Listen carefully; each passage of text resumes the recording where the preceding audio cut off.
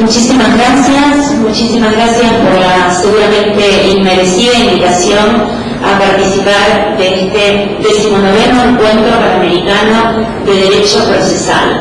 Encuentro que, me permito recordar, es el primero que se hace bajo la presidencia de nuestro maestro, el profesor Adolfo Alvarado Belloso. Seguramente la pasión del profesor Alvarado, su inagotable vitalidad, es una de las causas necesarias para el éxito de este encuentro que estamos todos disfrutando. La otra causa suficiente, además de necesaria, ha sido la organización del capítulo paraguayo de este encuentro. Y a ellos también les agradecemos. Profesor Alvarado, puede usted estar seguro de que está honrando la tradición largamente sostenida por el profesor Humberto Briceño Sierra. Las teorías jurídicas en general pueden asumirse desde una aproximación descriptiva, esto es, tratando de explicar, de describir una realidad, o bien desde una perspectiva prescriptiva, es decir, tratando de hacer juicios de valor acerca de cómo es mejor que esa realidad sea. Esta exposición va a abusar de algunas descripciones que voy a intentar hacer, que vamos a intentar hacer de la mano de algunos prestigiosos autores, para terminar con algunas preferencias de valor, algunos elementos prescriptivos acerca de lo que nos parece debería ser. Y me voy a permitir hacer estas descripciones acerca de lo que nos parece que son las condiciones de la juridicidad actual, copiando a la Universidad Alemana en homenaje a la precisión y a cierta brevedad de estas ideas, esto es, leyendo estas líneas. A raíz de las graves lecciones que dejó la Segunda Guerra Mundial, el derecho occidental asistió al surgimiento de un fenómeno de rematerialización de las cartas constitucionales, a la que se incorporó la Declaración de Derechos Fundamentales con sus caracteres de universalidad, inalienabilidad e indisponibilidad. Entre otras denominaciones, se ha identificado este fenómeno como Estado constitucional o neoconstitucionalismo. Habermas hablará de un fenómeno de colonización jurídica que, bien saludable en un principio, culmina en el carácter ambivalente de una garantía de libertad y de una privación de libertad, esa juridificación de los medios con que se hace frente a los riesgos de la existencia, que se cobra un notable precio en forma de intervenciones reestructuradoras en el mundo de la vida de los beneficiarios. Ciertamente, antes de esa señalada fecha, muchos países tenían constitución formal. Sin embargo, la idea de un Estado constitucional de derecho importa la normatividad misma de un catálogo de derechos fundamentales que, a diferencia de los consagrados por el constitucionalismo clásico, esto es, las llamadas libertades negativas, incluyen, al decir de Ferraioli, expectativas positivas, derechos sociales, derechos que se han dado de llamar de terceras y anteriores generaciones. A su turno, estas expectativas positivas se caracterizan por estar consagradas en principios, directrices o, menos frecuentemente, en reglas que se construyen a partir de conceptos indeterminados. Existe una enorme vacío normativo en los niveles infraconstitucionales de concreción de la mayor parte de estos derechos sociales. Los poderes públicos se deslegitiman constantemente ante el incumplimiento de las promesas altas y difíciles formuladas en sus normas constitucionales.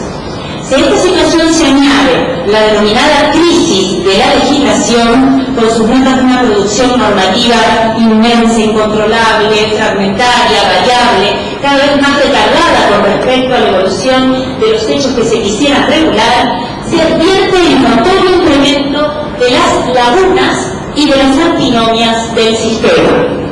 Más allá de las intensas polémicas que suscita, y siguiendo esta propuesta descriptiva que antes planteaba, uno de los elementos esenciales del proceso de constitucionalización es precisamente la difusión en el seno de la cultura jurídica de la idea según la cual toda norma constitucional, independientemente de su estructura o contenido normativo, es una norma genuina, vinculante, susceptible de producir efectos jurídicos.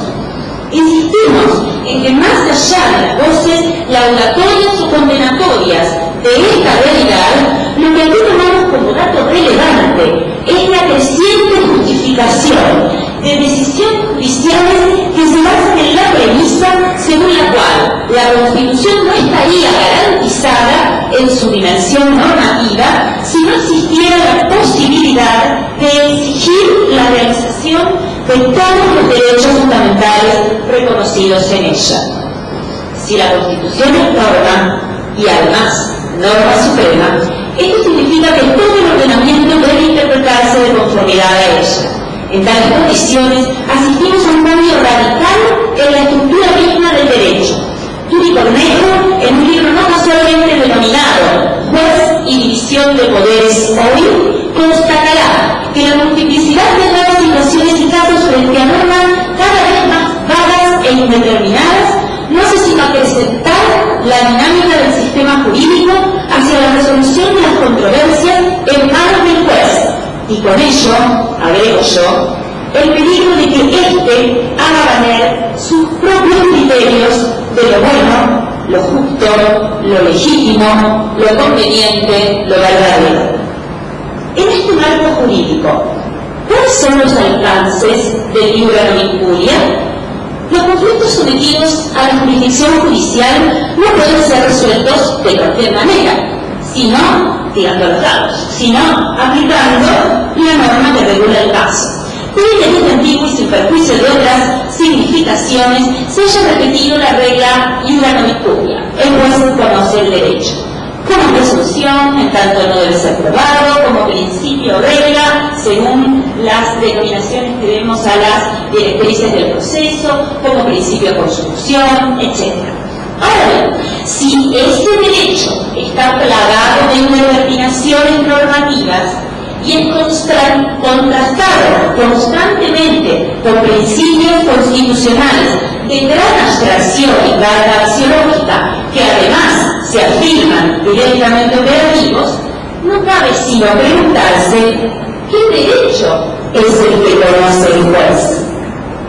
Ciertamente, la regla que a la postre viene construida y aplicada en la sentencia no es el principio que inicialmente fundó la decisión.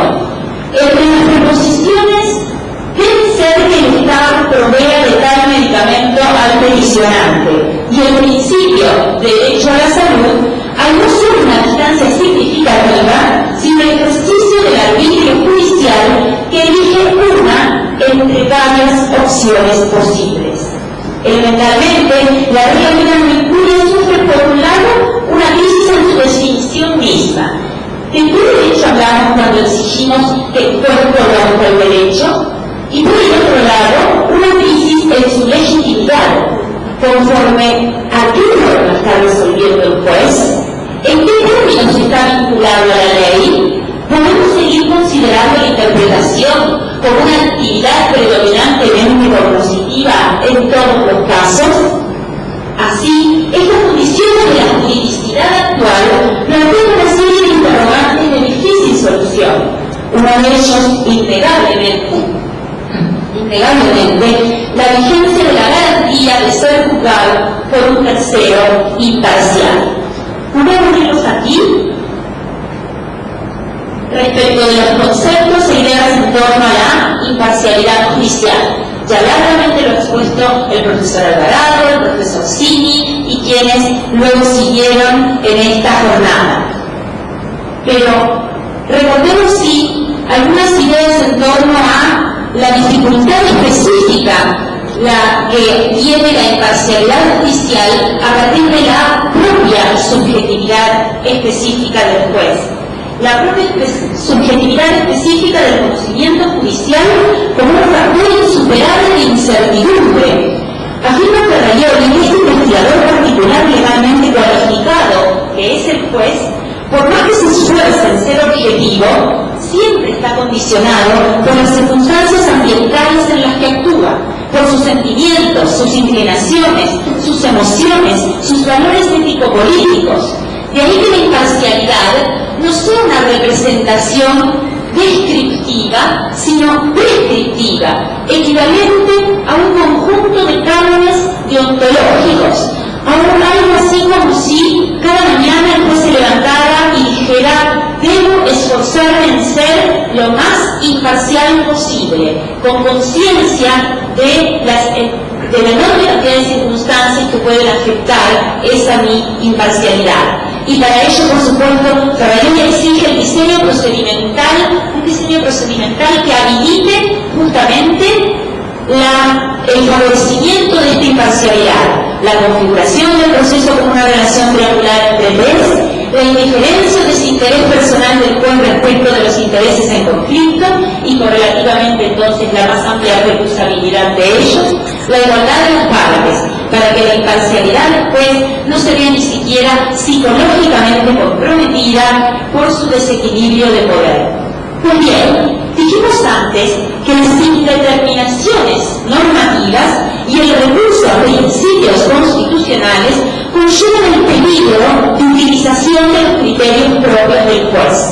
Es precisamente en estos casos en que, sobre pretexto de iura non incuria, el juez puede hacer valer sus preferencias valorativas violando el principio de imparcialidad, ya sea porque decide conforme a una predisposición favorable o desfavorable a alguna de las partes, ya sea porque decide desde sus propias convicciones morales, religiosas o políticas.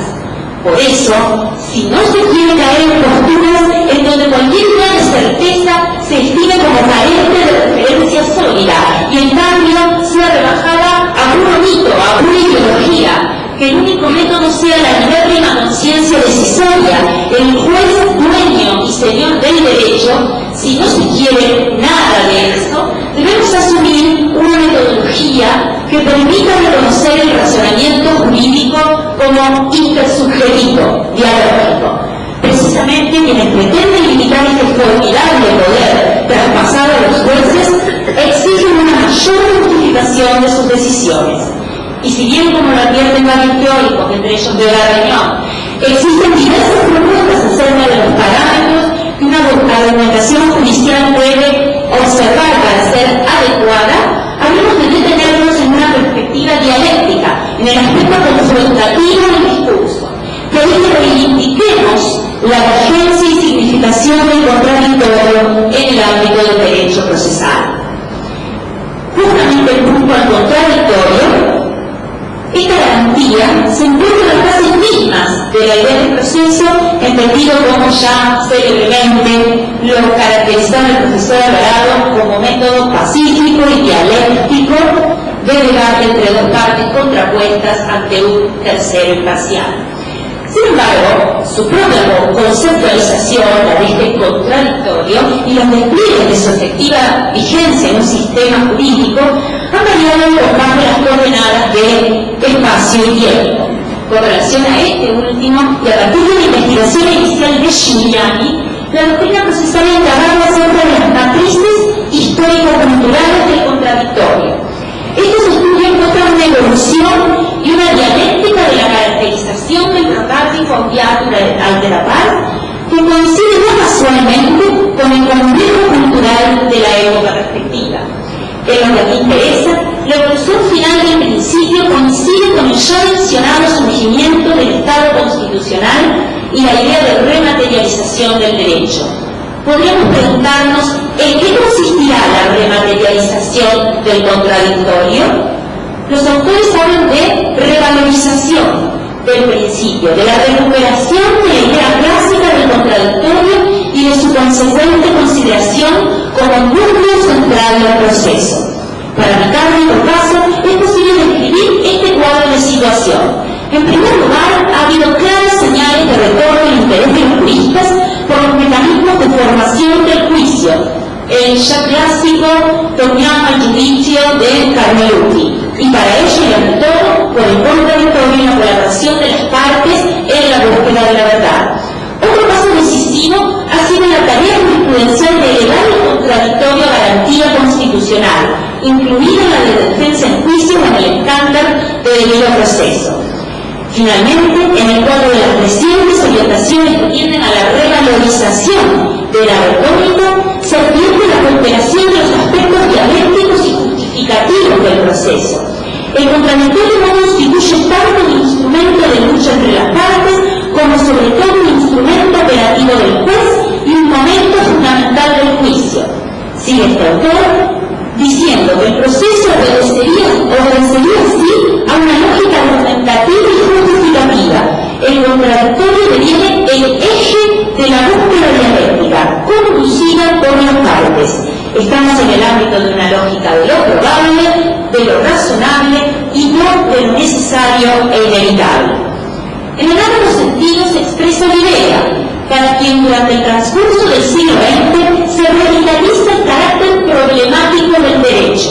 El contradictorio comienza a constituirse en una actitud inherente a todos los momentos relevantes del proceso. Este nuevo enfoque surge a partir de los años 50 del siglo pasado, momento en que se renuevan los estudios de lógica jurídica, se agudizan los conflictos de valores y los conceptos jurídicos se tornan más imprecisos y elásticos. La materia se vincula con el propio respeto de la dignidad humana y de los valores intrínsecos de la democracia. La mayor expresión referencial de estos valores está en el respeto del contradictorio, comprendido como ejercicio concreto del derecho de defensa a los fines de la formación del convencimiento del juez. En tal marco, Oliveira propicia un nuevo alcance de la regla iura injuria. Las partes pueden y